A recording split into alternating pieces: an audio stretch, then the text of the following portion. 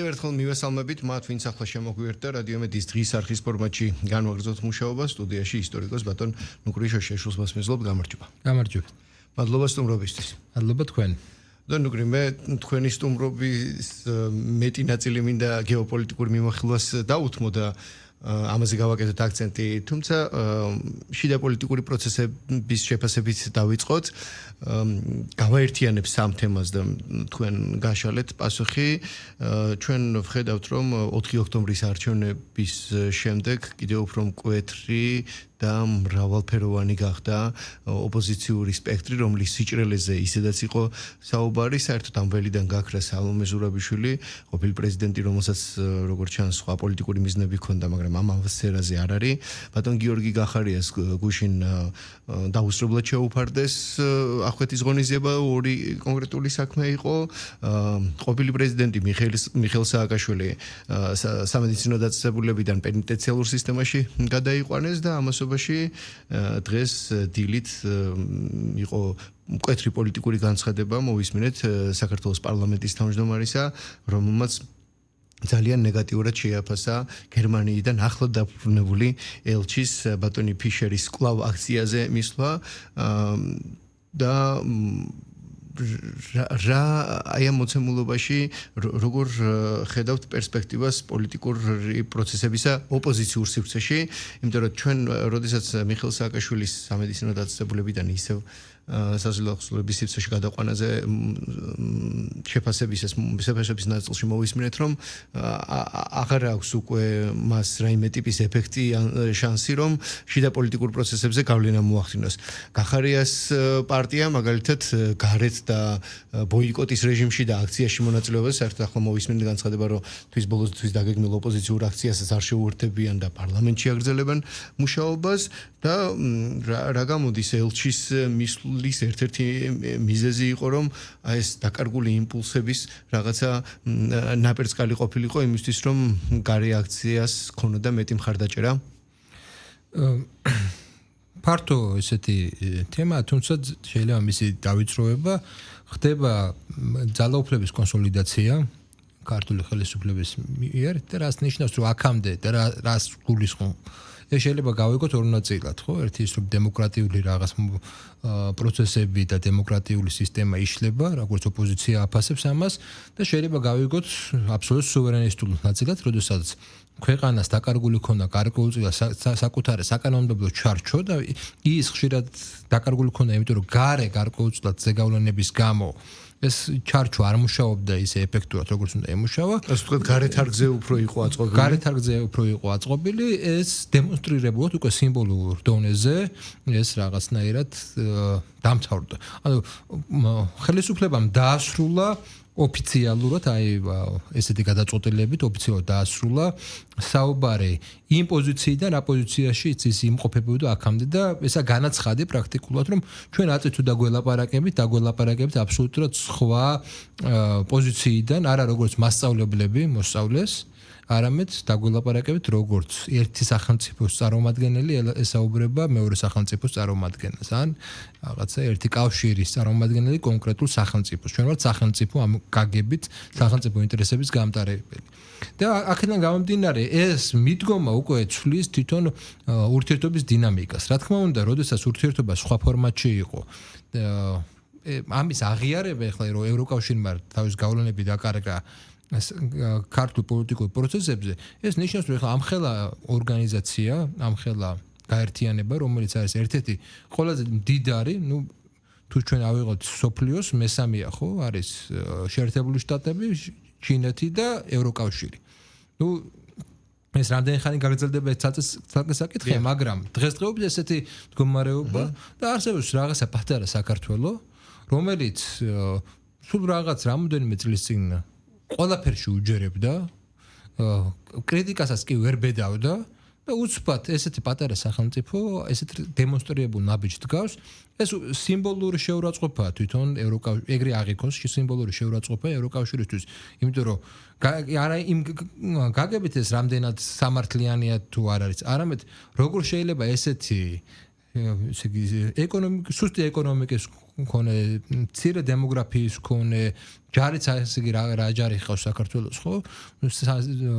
სუსტი სამხედრო პოტენციალის მქონე ქვეყანა, ესე ელაპარაკებდეს ამ ხელა გაერთიანებას, ხო? ესე უყენებდეს საკითხს და ეს რა თქმა უნდა ნიშანი იქნება სხვებისთვის. ეგ ზოგადად ეს მომენტი არის, რომ სხვები უფრო მნიშვნელოვანია ამ საკითხში, ხო? იმიტომ რომ აგერ ჩვენ ხედავთ, რომ თვითონ მის რიგებში უნგრეთი არის, რომელიც სხვანაირად იქცევა, არსებობს მთელი რიგი აღმოსავლეთ ევროპის ქვეყნები და ბალკანეთის ქვეყნები, რომლებიც სხვანაირად საუბრობენ. აგერ სერბეთისაც ცოტა უცნაურად ალაპარაკდა ამ ბოლო პერიოდში, ხო, სერბეთიც და ესე იგი გამოდის რომ ესეთი გამერთიანებელი რაღაც სიმძიმე რაც აქამდე ქონდა ბრიუსელს, ხო? ესეთი თურმე არ ქონია და თურმე პირიქით ესე იგი რაღაც ურთიერთობის პოლიტიკური მაგნიტი კარგავს საკუთარ ეფექტის ზალას და ეს რა თქმა უნდა ზამთკივნეულად განიცდის ზოგადად ესე დიდი სტრუქტურებით კინოულად განიცდის ამას. ამის გარდა ახლა შემთხვევით ხომ არ არის რომ ელჩი დაიბარეს, ანუ იქ რაღაც საუბარი შედგა, ჩამოდის და პირველი რასაც აკეთებს ოპოზიციის აქციაზე მიდის. ეს არის იქ იმათი მხრიდან აბსოლუტურად ესე დემონსტრირებული აქტი, ანუ ეს შეთანხმებული იყო, ხო გასაგებია რომ შეთანხმებული იყო გერმანიის საგარეო საქმეთა სამინისტროსთან და მინისტრთან სავარაუდოდ და ხელისუფლებასთან, რომ ესე მოქცეული იყო. ეს არის აბსოლუტურად დემონსტრირებული აქტი, რომ ჩვენ თლად თქვენი მეგობრები აღარ ვართ. კვეთრი გზავნილი? ხო, კვეთრი გზავნილი, ჩვენ თქვენი მეგობრები არ ვართ და ჩვენ მხარს დავუჭერთ თქვენს ოპოზიციას. ეს აქამდე არ ექცეუდნენ, ეს ვინც იცის საქართველოს არ შევარდნის დროს არ ექცეუდნენ, იმის მიუხედავად რომ ფორმალურად თუ ვისაც ახსოვს ვარდების რევოლუციამდელი პერიოდი ან თუნდაც შემდეგ სააკაშვილის პერიოდი, იქ რას აკეთებდა? იქ ხელისუფლებას ელჩები ხვდებოდნენ ხელისუფლების წარმომადგენლებს და ოპოზიციას და მომრიგებლურ პოზიციებით საუბრობდნენ. სიამბლოში შეიძლება სხვა რაღაცებს ეს აკეთებდნენ, მაგრამ ფორმალობას იცავდნენ. ეხლა აი ფორმალობა აბსოლუტურად დარღვეულია. და ეხლა არის აი ესეთი მდგომარეობა, როდესაც აღარ მოწოს ის ქცევის ნორმა, რა ქცევის ნორმაც შემოიტანა ოცნებამ. ეხლა მეორე მხარეც აქვს ამ ყველაფერს. რატომ მოხდა ესე, ხო? ჩვენ უღალატეთ, ესე იგი, ევროკავშირს, რუსეთუმები გავხდეთ თუ რა? ეს გაიგებთ ჩვენ ოპოზიციისგან. საქმე იმაშია, რომ საქართველოს როდესაც ჭირდებოდა ესეთი ნიშნულოვანი დიპლომატიური თუ სხვა სახის დახმარება, საქართველოს არ ქონდა მანევრირების საშუალება, ხო? და ის იძულებული იყო ყველა მოთხოვნა დასავლეთიდან შეესრულებინა. საქმე ისე რომ უკრაინის ომმა რუსეთის ყურადღება გადაიტანა აბსოლუტურად სხვა რეგიონზე, საქართველოს იგრძნო საკუთარ თავზე, რომ ისეთი ზეწოლა, როგორც აქამდე იყო რუსეთისგან არ არის და შესაბამისად ის დამცველი, რომელიც აქ ყველაფერს გიკონტროლებდა, აღარ არის საჭირო ისე როგორც ეს იყო აქამდე. აღარ არის საჭირო ეს ერთი და მეორე. თვითონ უკრაინის ომის პროცესმა აჩვენა ის, რომ არაეფექტურობა თვითონ ევროკავშირის. და იქ საუბარიც იყო ხო რომ იქ ცდილობდნენ რომ თუ ამერიკელებთან სხვა ურთიერთობა გვექნება და ევროპელებთან სხვა ურთიერთობა და ეს პრობლემა არა, იმიტომ თვითონ დასავლეთი გვაჩვენებს რომ ის არა ერთიანი. ტრამპი ერთს ამბობს და ევროპელი ლიდერები აბსოლუტურად სხვა პოზიციაზე არიან. უკრაინის საკითხზე მოვისმინეთ კიდე მკვეთრი შეფასება ამერიკის ადმინისტრაციის ერთ-ერთი მთავარი წარმომადგენლისგან, რომ ევროკავშირს არ აქვს ამერიკის პოლიტიკაში ჩარევის თუ შეფასების და მითითების უფლება და საერთოდ სხვა ქვეყნებთან ასეთი და აი საინტერესოა ეს ხო იშვიათია ბოლო რა ვიცი რამდენი წლის განმავლობაში. საინტერესოა რომ აქამდე ტრამპამდე მთავარი პრობლემა იყო ხელისუფლებისთვის ამერიკის ელჩი. აი ამ ბოლო დროს გაიგეთ ეს ამერიკის ელჩზე რაღაც საუბარიც კი, ეხლა პრობლემა გახდა გერმანიის ელჩი. ეს ნიშნავს იმას, რომ ვისთან არის ესე იგი საკითხი მეტნაკლებად დალაგებული, ვისთან არ არის დალაგებული, ეს ამით ჩანს, რომ ამერიკის ელჩი ეხლა არის ჩუმად, ეხლა სხვა პოზიციებზე აბსოლუტურად და გერმანიის ელჩი აბსოლუტურად სხვა პოზიციებზე. არადა ესე არ იყო დეგნარის პერიოდში გვახსოვს, აბსოლუტურად სხვანაირად იყო. და ეს მიანიშნავს იმას, რომ ჯერ ეს ერთი რომ ალბათ რეგიონიდან ესეთი ყურადღების ცენტრში ნამდვილად არ არის საქართველოს ტრამპის ადმინისტრაციის ყურადღების ცენტრში ნამდვილად არ არის საქართველოს. ერთი, მეორე ის რომ თვითონ შეერთებულ შტატებში ის უკვე არაეფექტური და ეს განა იმიტომ რომ რაღაცა მარტო იდეოლოგიური კუთხით კი არ მოხდა, არამედ კორუმპირებული გახდა საგრანტო სისტემა, არაეფექტური გახდა, ის რომ რევოლუცია ვერ მოაწყდა საქართველოში სწორედ იმ აქტორებმა, რომლებიც აი ამ საგრანტო სისტემებზე იყვნენ ორიენტირებული, ხო? აჩვენა, რომ ის რაც იყო 2000-იან წლებში აღარ მუშაობს. გაერყნა, გახდა კორუმპირებული ძალიან. და ტრამპის ლოგიკა ისე რომ რატომ დავაფინანსოს კორუმპირებული ის აქედან აკრძალა რა შეამცირა ვებსაიტის დაფინანსება შეამცირა რადიო თავისუფლების გააუქმა ხო და მთელი რიგი ესეთი ნაბიჯები გადადგა. იმიტომ რომ ამერიკის საგარეო პოლიტიკას არ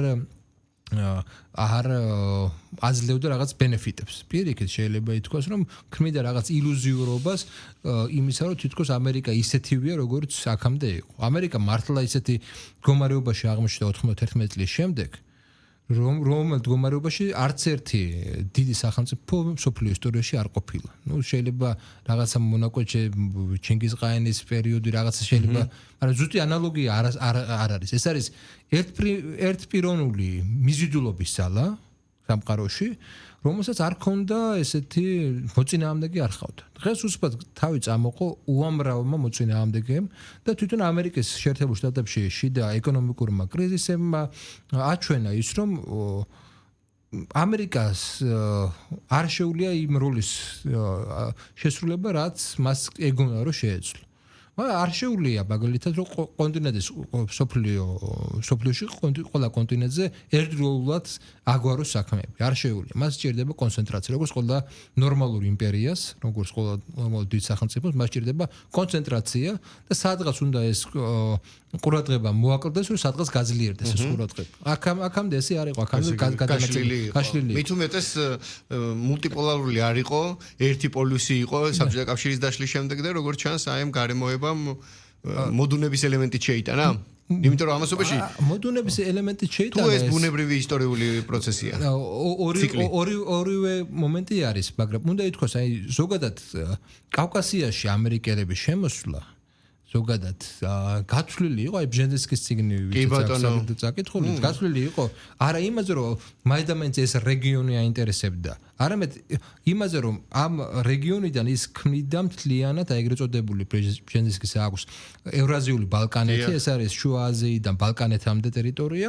იქ ერთ-ერთი რაღაც მომენტი იყო. ეხლა როდესაც შენ ხედავ გავლენის ზონიდან უბრალოდ რუსეთის გავლენის ზონიდან მოეჭრათ. და ეგ ის პერიოდი ესაც უნდა თქვა, როდესაც ის პერიოდი არა, შემდეგ მოხდა ეს პერიოდი, როდესაც ამერიკა შეიჭრა, ესე იგი ავღანეთში შეიჭრა, ერაყში და ასე შემდეგ. გამოდის ამერიკა ამ რეგიონიდან და ეხლა არის აბსოლუტურად სხვა მოცემულობა, სადაც მას უნდა შექმნას მართვადი ქაოსები.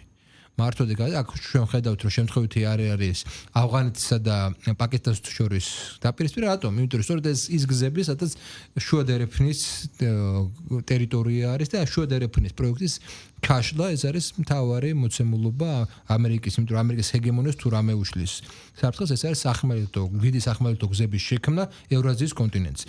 აქ რატომ? იმიტომ რომ ამერიკული ბაზები, ამერიკული საზღვაო ძალები არის ერთ-ერთი ყველაზე ძლიერი და აკონტროლებს ოკეანეებს და თუ დღემდე ძირითადად საზღვაო ვაჭრობა, ძირითად ვაჭრობის თითქმის 80% მოდის ოკეანეებიდან და თუ ის არ შეენარჩუნებს ამას, რა თქმა უნდა, ის დაკარგავს იმ ჰეგემონიას, რაც მას ჰქონდა. ფასებზე კონტროლს დაკარგავს და ასე შემდეგ. ამის გარდა უნდა ითქვას ერთი მნიშვნელოვანი მომენტი, რომ აი ეს ომი მე თუ მკითხავთ უკრაინაში ომი ეს არის პრაქტიკულად პროქსი ომი ორ ეკონომიკურ ცენტრს შორის. ერთი მხრივ ეს არის დასავლეთ შეერთებული შტატები, შეერთებული შტატების აქ ცოტა უკვე შეიცვალა ეს მდგომარეობა, დასავლეთი დავარქვა და მეორე მხრივ ეს არის რა თქმა უნდა ჩინეთი და რუსეთის უკან ჩვენ გვესმის რომ რუსეთი ვერ გაუძლებდა ვერცერთ სხვა პერიოდში ესეთ ომს. ესეთ უბრალოდ ესეთ სანქციებს ვერ გაუძლებდა ვერცერთ სხვა პერიოდში, მაგრამ რადგან გაჩნდა ჩინეთის სახით, რადგან გაჩნდა სხვადასხვა ესეთი სახელმწიფოების სახით, ჯერ ესეთი ეკონომიკური ცენტრები და მეორე ტექნოლოგიური ცენტრები. ტექნოლოგიური ცენტრები, რომელიც სადაც ჩინეთი არაფრით არ ჩამოუვარდება. არის, რა თქმა უნდა, მთელი რიგი სფეროები, რომელიც ჯერ არ არის, მაგრამ ტენდენცია, როდესაც ჩვენ ტენდენციას უყურებთ, ფაქტია, რომ ჩინეთს შეუძლია, ესე იგი, აი რუსული ბაზარი სავსე არის ჩინური მანქანებით, მაგალითად, ხო? კი, დასავლეთისგან აღარ აქვს, მაგრამ ჩინური მანქანებითაა სავსე.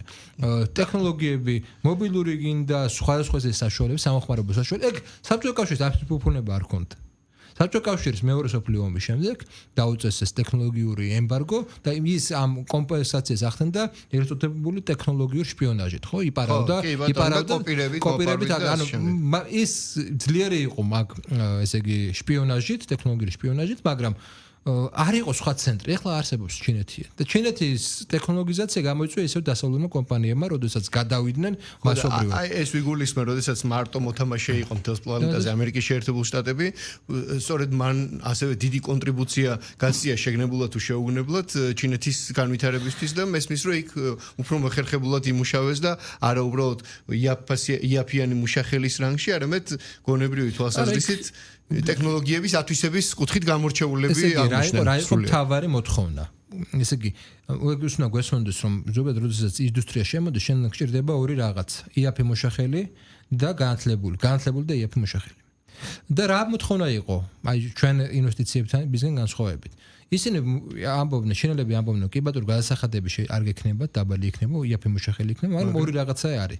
ან თქვენ ტექნოლოგიურ ნოუ-ჰაუს, ანუ გამოგონებას ჩვენ გადმოგცემთ, ან თქვენ აღზრდით და თქვენ ზეიქნება იმ კადრებს, ჩვენი მოქალაქეებს. და ეს ჭკვიანი მუშახელი იქნება ჩვენი და არა თქვენი ჩამოსული მენეჯერები იმუდმივად. ეს დათანხმდა, რა თქმა უნდა. და შედეგი არის ის, რომ დღეს ერთ-ერთი ტექნოლოგიური. ეს ტექნოლოგია, რა თქმა უნდა, დასავლეთის garaში ვერ მოხდებოდა, მაგრამ დასავლეთის აბსოლუტურად ეკონომიკური ინტერესის გამომდინარე, ეს დომინაცია გადაცა ჩინეთს. მოკლედ თქვენ ახლა ახსენეთ საინტერესო დეტალი და მართლაც ასეა მე-17 საუკუნიდან მოყოლებული, როდესაც საზღვაო დომინაცია მოხდა, გასაგებია მაშინ ამერიკის შეერთებული შტატები არ არსებობდა, მაგრამ ბრიტანეთმა რითის მოახერხა ასეთ უდიდეს იმპერიად ქცევა, სწორედ ეს იყო. სავაჭრო გზებს აკონტროლებდა და მე იქ სუეცის არხის გაჭრამ და სხვა ელემენტებმა ცოტა პრობლემად შეუქმნა და სუეცის არხის გაჭრის დროს საერთოდ არ იყო მის ინტერესში და მე საერთოდ გამოისყიდა იმისთვის, რომ ეს კონტროლი მოეხდინა ხო ბრიტანეთს, მაგრამ დღეს აი ჰელფორდ ჯონ მაკინდერის რაც იყო კონცეფცია, რომ ჰარტლენდი და ოკეანის ზღვის სახელმწიფოები და დაუშვებელი უნდა ყოფილიყო, რომ ჰარტლენდის ქვეყნების გაერთიანება და მით უმეტეს სახმელეთო ერთიანი სავაჭრო გზა. მაკინდერს ჰქონდა ესეთი დებულება, საიდან მოდის ეს კონცეფცია, რომ ზოგადად აი თქვენ ახსენეთ ფლოტი, აი მე-19 საუკუნის ავიღოთ გოეთე სიცილიიდან, ისა უბრალოდ ნეაპოლიდან სიცილიაში მოანდომა თავის ბარგით, ანუ მარტო კაცი შეიძლება უფრო სწრაფად წასულიყო. თქვენ ნახევარი წასულიყო, გზავრობა. ბარგით სხვანაირად მაშინ სახმელეთო გზა იყო ძალიან არაეფექტური. იმიტომ რომ შესაძაც ლონდონიდან რომამდე გემი, სავაჭრო გემი ჩადიოდა 5 დღეში. ანუ მოცულობა, რა თქმა უნდა, საზღვაო ვაჭრობის იყო ძალიან მნიშვნელოვანი. აი მაკინდერს აქვს ესეთი რაღაცა, რომ ეს აქამდე გაგრძელდებოდა, მაგრამ შეცვალა თვითონ მაკინდერს უწერია, რომ ყველაფერი შეცვალა რკინიგზამ. კი. და პირველ მსოფლიო ომამდე იყო ეგრეთ წოდებული აღმოსავლური ექსპრესი, რაც ნიშნავდა ბერლინი, სტამბული, ბაღდადი. ბაღდადის შემდეგ, თეირანის შემდეგ ეს არის ინდოეთი უკვე და ჩინეთი. ანუ პირველ მსოფლიო ომის ერთ-ერთ მიზეზად სწორედ ეს არის, როდესაც სახმელეთო გზები მათ დაიწყო განვითარება. მაკინდერი წერდა, რომ რკინიგზა აბათილებს ჩვენ უპირატესობას. მეორე მსოფლიო ომში ეს ვერ განხორციელდა და დღემდე ეს პროექტი, რომ დიდი რკინიგზა შექმნილიყო, რომელიც მასობრივად, ესე იგი, გამტარიანობით და ასე შემდეგ, დააკავშირებდა ევრაზიის კონტინენტს, აქამდე არ შექმნიდა, ეხლა ეს არის ჩინური აი აქეთ მიმყავდა კითხვაც. იგივე ამ ჭრილშიც შეიძლება განვიხილოთ უკრაინაში მიმდინარე მოვლენები, იმიტომ რომ ერთ-ერთი დიდი რკინიგზა აღმოსავლეთისა და დასავლეთის ვაჭრობის დამაკავშირებელი რკინიგზა იყო, რაც ჩინეთიდან მე ამხელა რუსეთის ტერიტორიას გადიოდა, შემდეგ უკვე და გერმანიის საკმაოდ სერიოზული ჩართულობა აი ამ პროცესში. ჩვენ სწორად აღნიშნეთ, რომ რუსეთს რაც ბრძოლა მოქმედებები დაიწყო უკრაინაში, რუსეთი გადაერთო. ჩვენ რაღაც სივრცე გამოგვიჩნდა. თუ აქამდე სამწუხაროდ ჩვენს რეგიონში წყვეთ და ორი ცენტრი, მოსკოვი და ვაშინგტონი, ახლა მოცემულობა იცვლება. ბრიუსელს ამ ორ წელწადს შორის ადგილის მოძებნა გამოუვა არ გამოუვა, ამას დრო გვიჩვენებს, იმიტომ რომ მას თავისი პროცესები გააჩნია ახლა. მაგრამ ფაქტია, რომ გამოჩნდა კიდე ერთი წერტილი და დიდი მოთამაშე პეკინის სახით. როგორ ფიქრობთ, აი ეს ეკონომიკური ასპექტები, რაზეც ახლა თქვენ ისაუბრეთ და ზოგადად გეოპოლიტიკის მოცემულობაში და აი ამ პოლიტიკურ დიდ ურთიერთობებში გეოეკონომიკური ასპექტების წამოწევა რამდენად გვაძლევს და მოგცემს თუ არ მე ასე მგონია რომ უფრო მეც შანსს მოგცემს იმისას რომ უკვე არა ორს არამედ სამ ცენტრს შორის და იმედი მაქვს რომ ევროპაც იქნება ცენტრი რაც უფრო მეტი მგონია რომ ჩვენნაირი პატარა ქვეყნისთვის უკეთესია მოგცემს მეტად ლავირების საშუალებას და გეოეკონომიკური ასპექტის მეტად წამოწევა დიდ ქვეყნებს დიდ მოთამაშეებს შორის ჩვენი ერთ-ერთი საშუალება იქნება ზოგადი სახელმწიფოებრივი ინტერესების აღსრულებისა აქ უნდა ითქვას ერთი მნიშვნელოვანი და ბოდიში ერთ რამეს დავზე ბოდიში დღეს პოლიტიკური შიდა მოვლენებიდან გამომდინარე ვფიქრობ რომ არც იყო იმდენი შეფასება და შემთხვევითი არ იყო რომ საქართველოში იმყოფებოდა სომხეთის საგარეო საქმეთა მინისტრი და შეხვდა ქართულ კოლეგას და აქვე ითქვა რომ სომხეთის პრეზიდენტი აპირებს ჩამოსვლას და ამ ლაპარაკში სწორედ ჩვენ სხვა რაკურსში იყო ნათქვამი რომ ჩვენი სამი ქვეყნის ამიერკავკასიის სამი ქვეყნის ურთიერთობა მშვიდობიანი ურთიერთობა უნდა გახდეს რეგიონის გზაჯვარედინა ქცევის მექანიზმი და ყარაბაღის ომის შემდგომი პერიოდი და აზერბაიჯანისა და სომხეთის პოლიტიკური ურთიერთობები ალბათ დამატების შესაძლებლობას იძლევა აი ამ კუთხით. თავი მომენტი აქ არის ის რომ ყველაც ესმის ყველა მხარეს რომ ეს კონფლიქტი იქნება ხანგრძლივი მე არ ვამბობ უკრაინის კონფლიქტს არამედ ამ შემთხვევაში დასავლეთ ჩინეთის კონფლიქტი და სადაც რუსეთის გეოპოლიტიკური რეკონსტრუქციის ეს იქნება საკმაოდ დიდხნიანი კონფლიქტი შეიძლება ყოველთვის არ იყოს ცხელი ფაზა მაგრამ აუცილებლად იქნება ეკონომიკური პოლიტიკური დაძაბულობა და ეს დაძაბულობა იქნება საკმაოდ რაღაცა ხანგრძლივი პერიოდი ეს არ არის მარტო ომის ეპიზოდი იმიტომ რომ მიმდინარეობს სოფლიო გადანაწილების პერიოდი კი ბატონო იქნება ზონები და ყველას ესმის აი ამ პროცესში რომ ერთი მხრივ არსებობს დაპირისპირება, მაგრამ ამ დაპირისპირების ფონზე არსებობს რაღაც ეკონომიკური სასიცოცხლო აუცილებელი მომენტები, რომელიც აი ამ დაპირისპირების ლოგიკის მიღმაც უნდა არსებობდეს. კონკრეტულად ეს არის ბუფერული ტერიტორიების არსებობა, სადაც კი მაგალითად რუსული სამხედრო გავლენები არის კავკასიაში რუსული სამხედრო გავლენებია, მინდა შეგახსენოთ, რომ მინიმუმ 3 ბაზა არის ამიერკავკასიაში რუსული, 2 ჩვენ ოკუპირებულ ტერიტორიაზე, 1 სომხეთში და რუსეთს ეხლა აქვს ყველაზე კარგად მოწესრიგებული თავის ლოჯისტიკა, სამხედრო ლოჯისტიკა და მას შეუძლია ძალიან სწრაფად სამხედრო ექსპანსიის განხორციელება. მაგრამ ეს რატომ შეიძლება არ აწყობდეს რუსეთს? აი ეს შეკითხვა დავსვათ, ხო? იმიტომ რომ ესეთი სივრცეები, ესეთი ბუფერული სივრცეები ქმნის ეკონომიკური ჩართულობას, სადაც რუსეთიც ხეირობს ერთი მხრივ და სადაც სხვა მასზე უფრო ეკონომიკურად ძლიერი სახელმწიფოებიც არიან დაინტერესებული. და ეს უხეში სამხედრო მოქმედებებით არ ანადგურებს აი ეგეთ რაღაცებს და ეგ ნიშნავს იმას და ეგ ჩვენი რაღაცა თავი შეიძლება ნახოთ იმაში, რომ ესეთი ბუფერი სამდე ეს გადანაწილება არის, ბუფერად ჩამოყალიბება, სადაც ყველა შეუძლია გარკვეულწილად თანამშრომლობა. სხვათა შორის უნდა ითქვას, რომ ფაშინიანის მთელი პოლიტიკა იყო აგებული, რომ საქართველოსთვის გარკვეულწილად წაერთვა ეს როლი, მაგრამ ალიევთან მიმართებაში, ერდოღანთან მიმართებაში ის რომ ამ გზებმა გაიაროს სომხეთთან მიმართებაში იქ ხდება საკმაოდ აგრესიული რიტორიკა. სომხეთის გავლით საქართველოს ავლით. და სულთა გეოგრაფიული პრობლემა აქვს სომხეთს, ეს ზღვაზე არ აქვს გასასვლელი, ეს მნიშვნელოვანი პრობლემა აქვს. ეს რო კონდეს ალბათ ამაზე სომხეთს ძალიან კარგად ესმის, რომ მას ეს ერთ-ერთზე ვერ დაალაგებს აზერბაიჯანთან ურთიერთობას და ის ვერ იქნება ბუფერი. იმიტომ რომ თურქეთს აქ სხვა ინტერესი აქვს, აზერბაიჯანს სხვა ინტერესი აქვს და ის უბრალოდ ბუფერად ყოფნას ვერ შეძლებს. მაგრამ მას შეუძლია ბუფერად ყოფნა თუ კი საქართველოს ეს მიებმება და საქართველოს თავის ამ ბუფერულ როლს შეასრულებს და აიღებს საკუთარ თავზე. გეოგრაფიიდან და მეორე პოლიტიკიდან გამომდინარე. ჯერ გეოგრაფიიდან, მეორე პოლიტიკიდან გამომდინარე, აქედან გამომდინარე ჩვენ არ ყავს ძლიერი ჯარი, სამწუხაროდ ესე მოხდა ჩვენ ისტორიაში, მაგრამ რას გვაქვს ისტორიიდან გამომდინარე, ესა ჩვენი გეოგრაფია და გზები.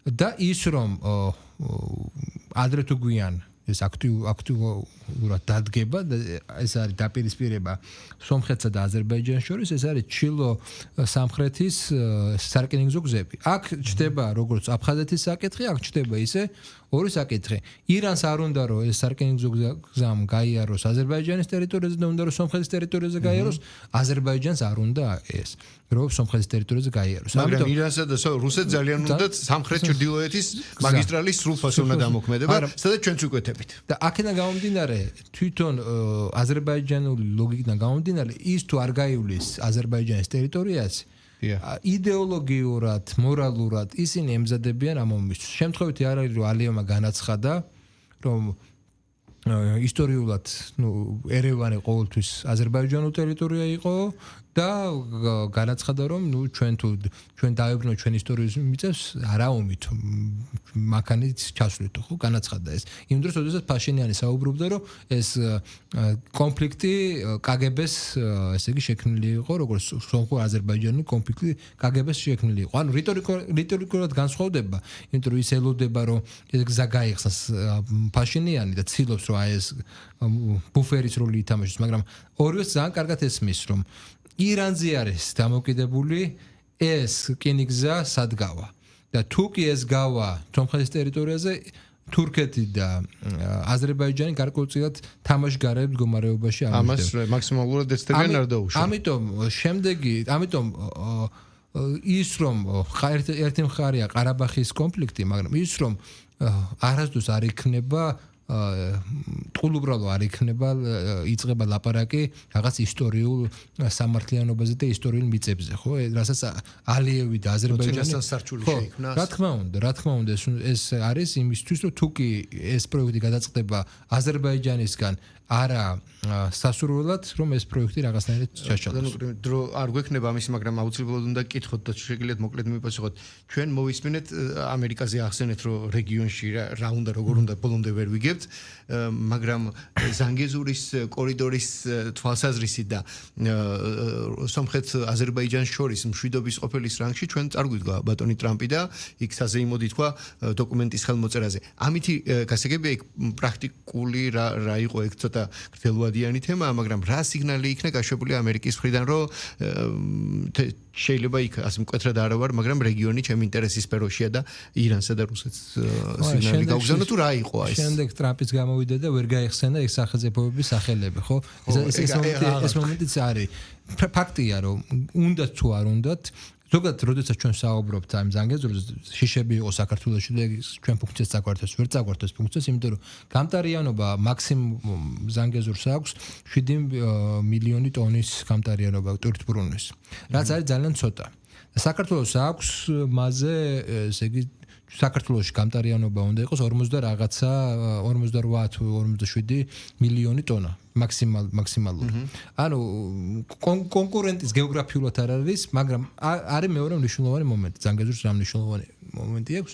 შეიარაღება, რომელიც აქამდე როგორც სომხეთს ისე აზერბაიჯანს საქართველოს გავლით მიეწოდებოდა, ეს აბსოლუტურად საქართველოს გავლის გარეშე თურქეთი შეძლებს სამხედრო ესე იგი შეიარაღებისა და გადაგზავნას, რაც დაასხამს სალსახად აზერბაიჯანის სისხლზე. რაც რა თქმა უნდა ირანს ძალიან კარგად ესმის და უნდა ითქვას, რომ მთელი აი ყარაბახის ომამდე საზღვარი ირანსა და ორ სახელმწიფოს შორის, კავკასიურ სახელმწიფოს შორის იყო პრაქტიკულად დემილიტარიზებული. მთელი საბჭოთა კავშირის დროიდან იყო დემილიტარიზებული. ირანის პოლიტიკაშთვის მიიჩნეოდა, რომ ეს არ არის საფრთხე დღეს ყარაბაღის ომის შემდეგ ეს ტერიტორია არის ერთ-ერთი ყველაზე მილიტარიზირებული ტერიტორია. ანუ შეიცვალა თვითონ დამოკიდებულება და ის რომ სამხედრო კონტინგენტის რაოდენობა გაიზარდა ამ საზღვარზე ნიშნავს იმას რომ ირანის ესეთი დაინტერესება და შფოთვა ეს რომ არ განხორციელდეს რაც ნიშნავს ესე იგი ეს ზანგეზური ნიშნავს იმას რომ შეერაღება გაჩნდება აზერბაიჯანში ეს-ერთი შეერაღება გაჩნდება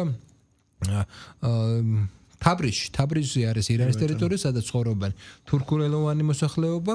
მინდა შეგახსენოთ, რომ ირანში უფრო მეტი აზერბაიჯანელი ცხოვრობს, ვიდრე თავად აზერბაიჯანში. 19 მილიონი, ხო. და ძალიან საშიშია. თან განწყობას ვინც მიდის ჩილოეთ და ვინც ნამყოფი ჩილოეთ ირანის ტერიტორიაზე, იქ სპარსულად არ საუბრობენ დემონსტრირებულად. თურქულად საუბრობენ. ირანს ხო, ცალკე პრობლემა და ეს ჩვენ რეგიონსების ნახევარწუთში თუ ერთ წუთში რეზიუმე რო გავაკეთოთ, გამოდის ფაქტია რომ სომხეთს უნდა რაღაცა ინიციატივების აღება და ფაშინიანის ბევრისთვის მოულოდნელი პოლიტიკური სვლები, ჟესტები და განცხადებები ამისკენ არის მოწოდებული, მაგრამ საქართველოს ვერც ერთი ვერაულის და აი ამ ერთიანი გზაჯვარედინის შექმნა საქართველოს გარეშე წარმოუდგენელი ხო გეოგრაფიულადაა წარმოუდგენელი ეს აი რეზიუმით ვიტყვი ერთ რამეს რომ საქართველოს ამ შემთხვევაში აღმოჩნდა ძალიან კარგ მდგომარეობაში სადაც მას შეუძლია რაღაცა ესე იგი მოიზიდოს სხვადასხვა რესურსები გზები შექმნას მაგრამ არსებობს რისკი რა თქმა უნდა და ეს რისკი მდგომარეობს იმაში რომ იმ ძალებს რომელსაც არ უნდა ჩვეულებრივ ფრენის გამოქმედება რეგიონის აფეთქება შეიძლება მოუნდეთ ან იქნები მათაც იპოვონ გეოეკონომიკური ინტერესები რომ რაღაცაში კვეთა იყოს ნუ დრო გვიჩვენებს